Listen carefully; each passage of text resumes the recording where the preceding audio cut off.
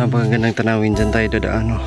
Paikot doon, tapos doon pa hanggang sa makarating tayo. So doon sa may baba. Ang ganda ng tanawin dito po. So uwian na kami ngayon ng araw mga kababayan. Ayan, nag-prepare na kami sa pag-uwi. Naka-ready na po. Pag-uwi na lang.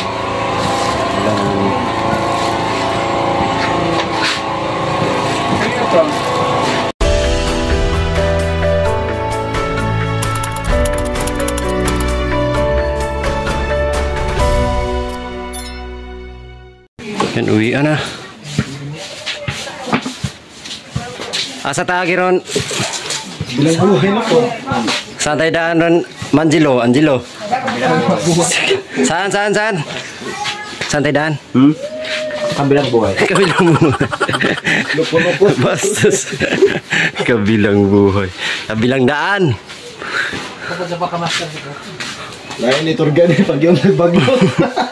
Samad-samad bak nito. Uwian na. So ito yung sakyan ni na madam. Ang Horsey Dorsey. Richie the Horsey.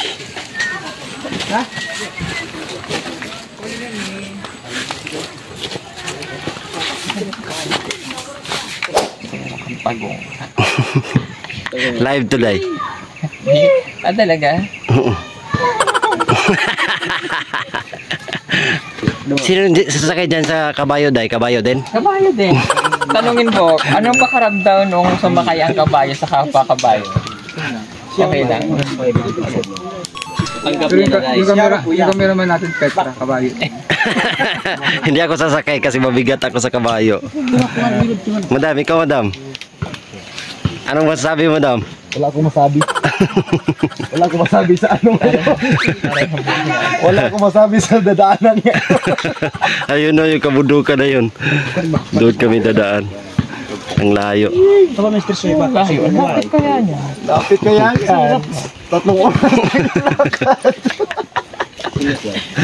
Ano oras? Ano oras ha? 8, 9, 10, 11. 12, mga quarter to 12. Paano mo problema yung mukha mo, day? Ha? Paano mo problema? Matagal na itong may problema yung mukha ko, tay. Dinadala-dala ko lang. Pahilot mo kaya yan, day? Saan motor lang? Bakit? Ano yan? Ha? Sarap manas? Oo, yung mukha niya, day, bay, pahilot. Pahilot. Bully siya, day. Gaan mo siguro na, gaan ra. Bully na aso. African. Ayun. Angelo, saan tayo daan? Sa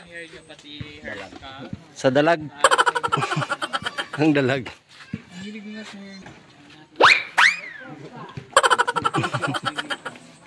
Ha?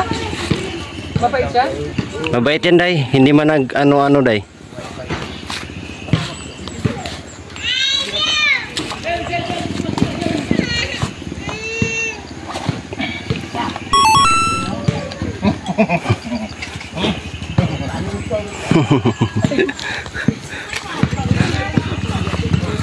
Oh. So, ayan mga kababayan, si Madam Yula ayan doon sa kabila. Sumakay ng kabayo, kami naman ay naglalakad paitaas. So, meron akong sungkot, galing pa to ng Licolon. Kaya, tara. Let's go. Uwian na.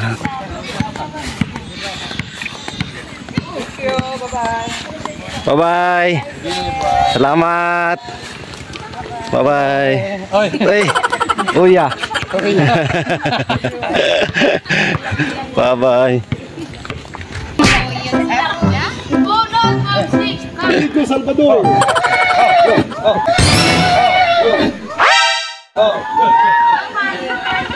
Baka maldito yung kabayo mo. Maldito to, ha? Hindi nakita kasi ng babae o doon. Ayun mga babayan, uwian na at si Sir Pula yun. Sumakay sa kabayo, si Madam din sa unahan. Sumakay kami naman ni Pibi Panday ay maglalakad at ni Mang Iling. Tara, let's go.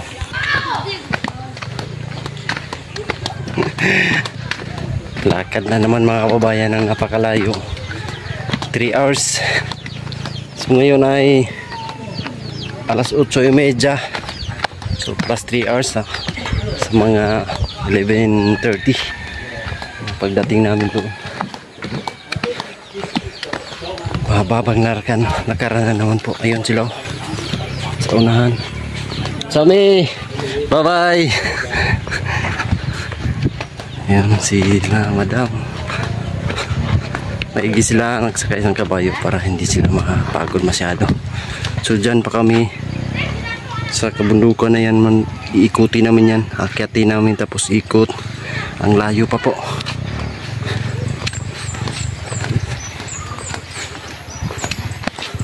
Grabe yung kabukiran dito po o kabundukan.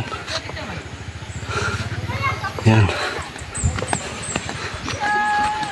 Kahapon ay doon kami pumunta sa napakalayong sitio. Yung bundok na yun, pakita natin dito banda mga kababayan para makita nyo. Doon kami galing ngayon. Yung bundok na yun pinuntahan namin kahapon, tapos nagpunta pa kami sa baba. Talagang napakalayo. Ngayon naman ay ang pag-uwi, ito yung pinakamalayo mga kababayan, 3 hours. Daming mais dito.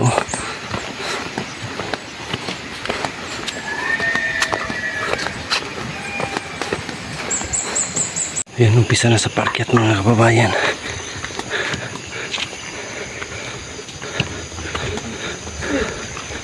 Ang yaman talaga nila sa tubig.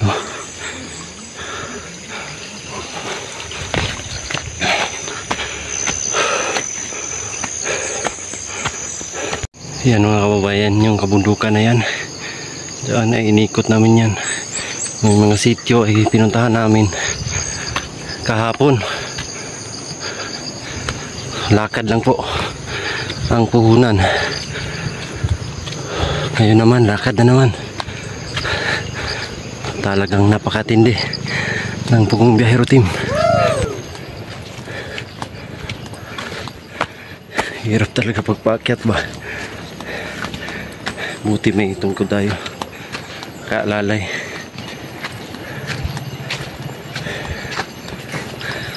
So sila ay nandun na sa unahan. Yan yung kabayo ay sumisigaw-sigaw. Grabe yung kabukiran, no? Yan mga kababayan. Doon kami galing sa may mga niyugan. Layo. Layo. Dito na kami sa yung tinuro natin kanina na paakyat. Dito na. Ang ganda naman talaga po.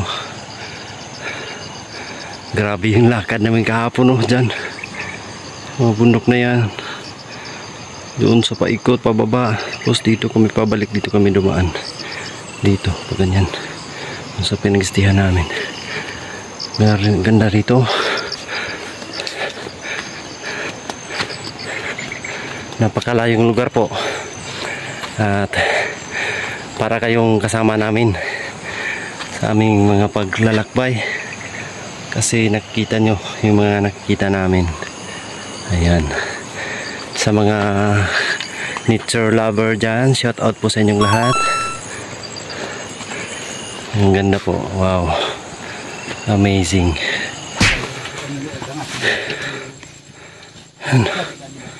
Grabe. Putik.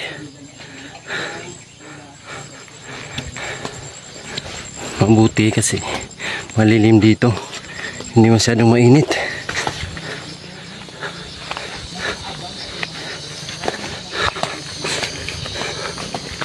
Makala.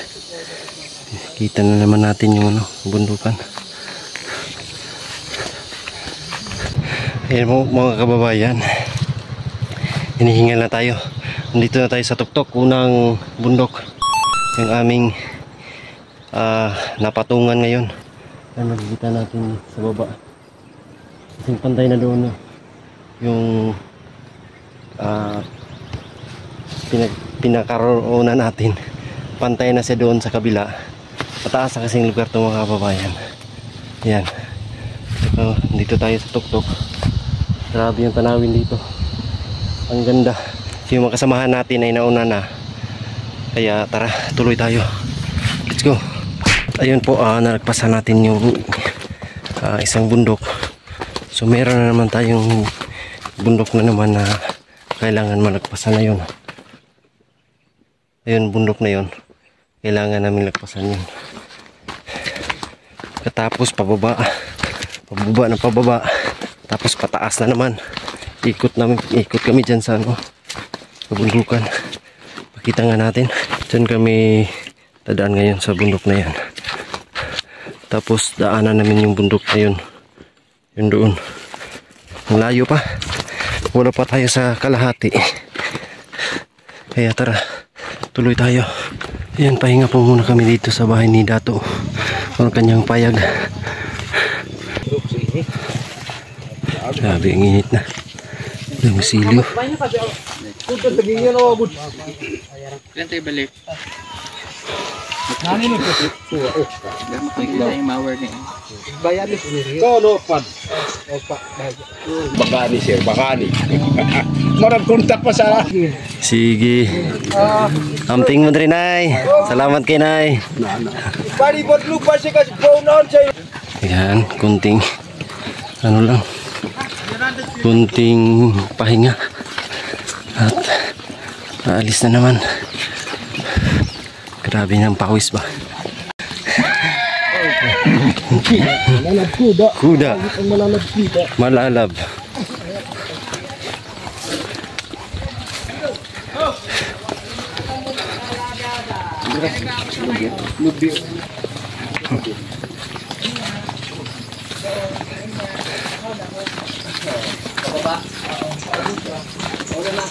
Kapoy ng aking leg sa baka sa bukid. Sige na lang. Sige na lang kay kuan ma. Lami man pud. Oh.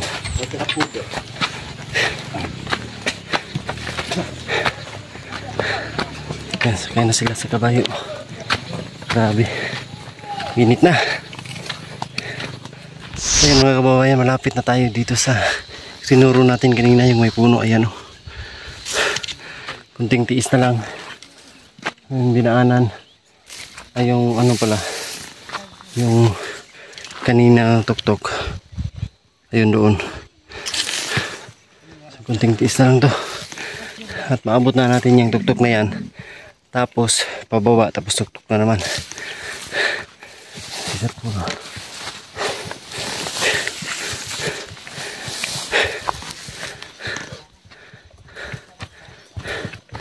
Day, kaya pa day. Kahit ako sakay sa kapoy rin. Sakit sa balakang.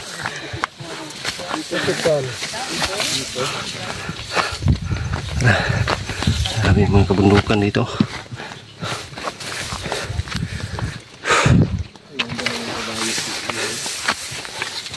Ito yung saktong ano talaga, papawis. Kasi lahat ng katawan mo pinapawisan. Mula paa hanggang ulo. Talagang pawis na pawis.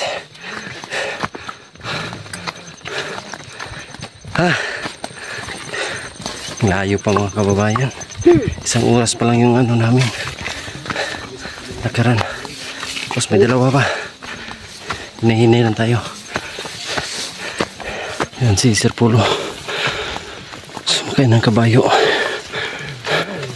Si Richie Dorsey.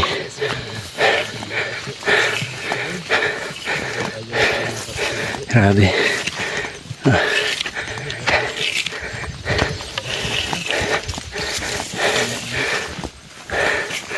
Yun yung kahoy. Kunting-kunti na lang. Pahinga tayo dyan.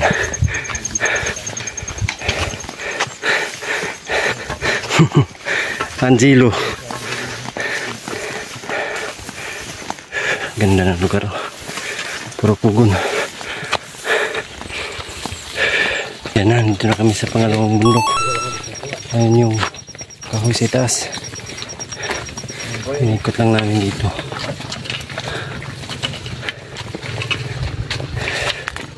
Grabe, nagkahingal. Relax po muna tayo mga kababayan. Ipon muna tayo ng kunting lakas para makapagpatuloy tayo sa ating paglalakad. Ayan. Meron akong tubig dito. Ba't wala pa sigit to? Sunod na ito, bro eh. Tayo sa may lilim. Sabi dyan na naman kami, oh. Mga kababayan, no? Diyan sa kami dadaan. Yan, no? Ang nabundok na yan. Grabe. Nasa kalahati pa kami. Ang hingal. Kalahati pa yung nalalakad namin. Relax muna tayo sandali.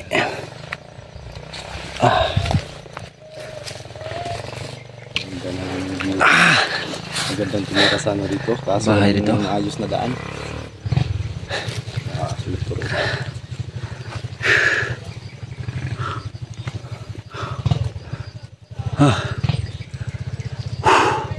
Layo pa eh. Layo pa. Yan po yung ano mga kababayan, yung pupuntahan namin. Kita nyo po yung bundok na yan. Diyan kami sa baba. Diyan namin iniwan yung ang sasakyan. Kasi daanan na po yung baba na yan, yung kulay blue na bundok. Yan, zoom in natin konti. Oh. Yan, yung kulay blue na bundok mga kababayan. Sa baba niyan, ayan yung ano namin puntahan. So ayun si Nasir Pulo. Yun, dyan kasi kami dadaan mga kababayan. May nakikita kayong parang guhit dyan. Dyan kami dadaan. Si Nasir Pulo yan doon na. Oh, may tao doon, no? Si Mang Ili, oh. Ayun, naglalakad. Zoom in pa natin konti. Ayun. Yung kulay itim si Mang Ili yan mga kababayan. Ang lalayo pa. Tayo ay nandito sa huli. Kaya tara, hinahinay na tayo. Pahinga lang tayo sandali. Ayan si Madam Yulo. Yun, sa may damuhan. Kaya tara. Sunod na tayo. Ito pa tayo dadaan. Pahinga lang tayo sandali. May bahay dyan sa itaas, oh. Ang layo pa ng aming nalakarin. Grabe, oh. May mga bahay pa dito. Ito yung sabi ko kanina, oh. Yung pangalawang bundok is dito sa may kahoy. Kasi doon tayo galing kanina. Doon yung tuktok na yun. Kaya naiwan na tayo sa ating mga kasamahan. Tayo na lang yung nasa huli. Yun na si Ider, oh. Ang bilis lang, ah. Si Ider. Yan. Ang layo niyan dito mga kababayan na yan. Ang layo. Kaya tuloy tayo sa ating misyon. Ang pag-uwi. Ay kabundukan, no? Layo pa. Dito natin masisibay, masusubok ang tibay ng loob at damdamin. Paglalakad ng malayo, talagang masusubok yung katawan mo mga kababayan sa pag-akyat pa lang ng bundok. Tapos yung nalakarin ay 3 oras para na tayong umakyat ng Mount Apo. Pero iba lang dito po, pababa, paakyat. Yan yung mga ano dito, bundok. Tapos ang layo ng sityo nila mga kababayan. Yung kulang dito ay daanan po talaga. Para maabot sila ng daanan, hindi naman pwedeng doon sila tumira sa baba kasi wala silang lupa doon sa baba. Wala silang pagtayuan ng bahay at wala silang pagtaniman ng mga produkto. Kaya talagang nandito sila sa kabundukan. Hindi nila maiwanan mga kababayan. Hindi natin masabi na bababa na lang sila kasi wala silang pagmamayari doon. Yung kanila ay itong kabundukan. Ayan. So ang hiling na lang namin Sana makita ng ating gobyerno ang kanilang kalagayan para mabigyan sila ng daanan o mapagawan para yung produkto nila ay diretso na, kasi may maayos na daanan at hindi na talaga maghihirap yung mga kababayan natin na nandito sa kabundukan. Yan o, yung sityo doon o. Ang layo niyan mga kababayan, pero napuntahan na namin yan. Yan yung sityo Lugimit.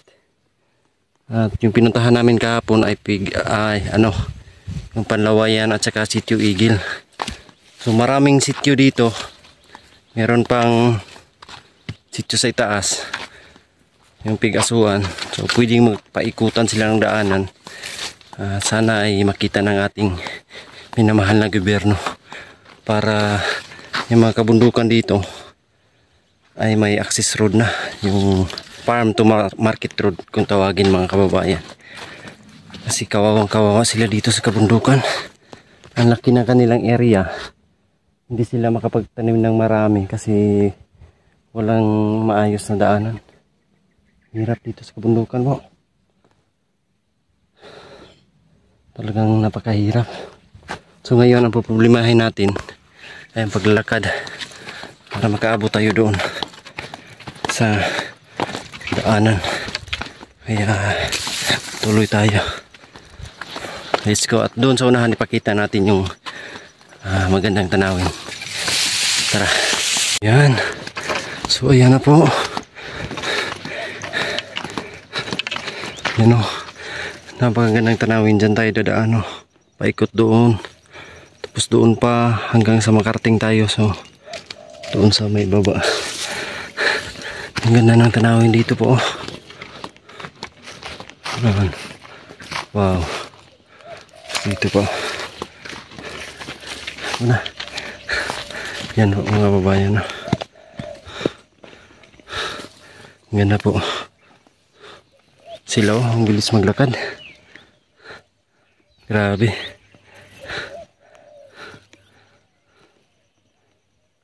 Yan.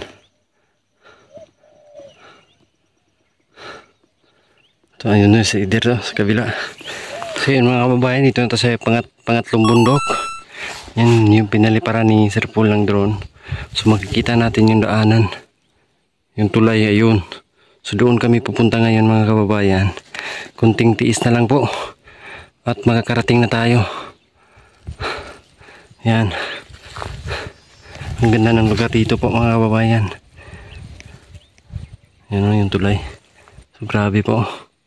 So yan lang po mga kababayan. At nais ko lang pasalamatan ng bumubuo ng Pugong Biyahero sa pangunguna ni Sir Paul, sa lahat ng mga members ng team, sa pangunguna ni siyempre ni Sir Paul mga kababayan.